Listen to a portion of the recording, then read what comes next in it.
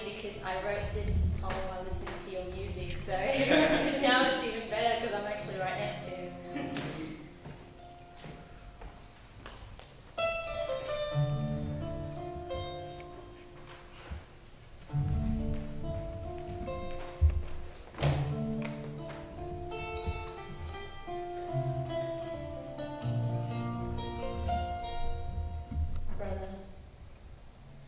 When you ask me where I come from, I hear the sighs of old chairs that fold their calloused arms over bruises born from one too many moves.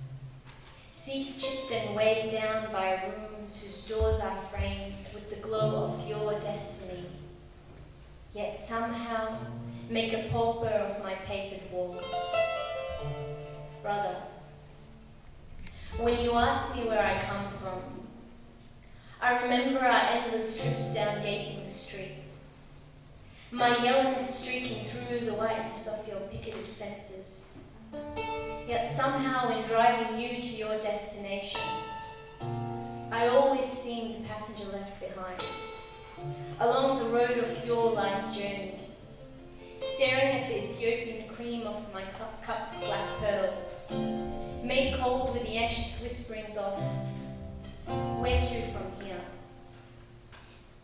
Brother, when you ask me where I'm from, are you strong enough to bear the honesty of my question?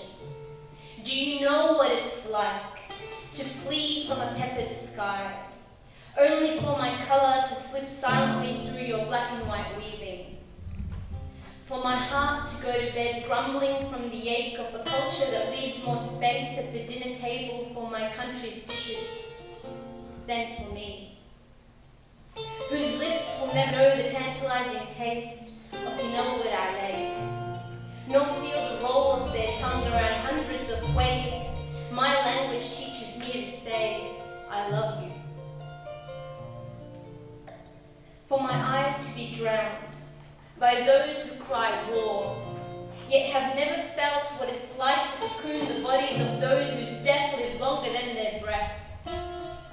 For my body to forgive again and again those who recycle their identity by robing themselves in my culture, claiming its warmth for their own, and leaving me to scrape in naked darkness for what is left behind.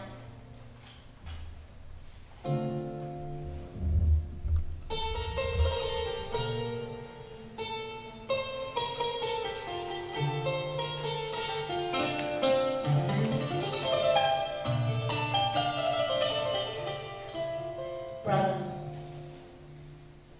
home for me is the train that never looked back. Its tracks have long carried it away from the arms of the clock that stopped ticking the moment I left my station to join yours. Home is the letter whose leaves fall in summer, the runner who tarries to the finish line, arriving to a stadium that has long emptied. Home is the searching through the crumpling of news, the scavenging of dried bowls for the wafts of my country that cling to its rims. Home is a voice that billows upwards at each gust of memory and anecdote, curved mass fading away the flames of loneliness, bearing the scent of roasted chestnuts and watermelon seeds. Brother, do you see? Do you see why where I came from no longer matters?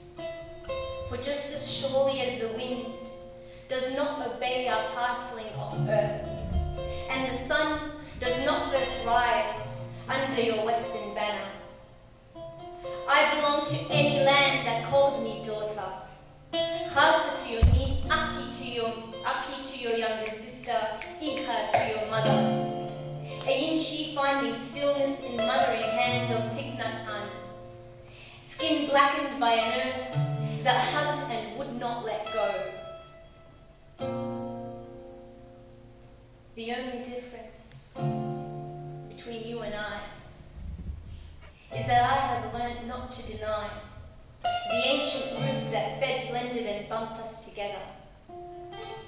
And I've come to realize that if home is where the heart is, then my heart is a palimpsest that whispers the language of my birth, passing it on to the very first page of my children's story and the very last chapter of my own. Home is the bird that unfurls its wings, fleeing upwards towards Mandela's freedom, breathing in the rolling emeralds of Austin's hills. Home is the moment when you change your question and ask me instead. So tell me, sister, where do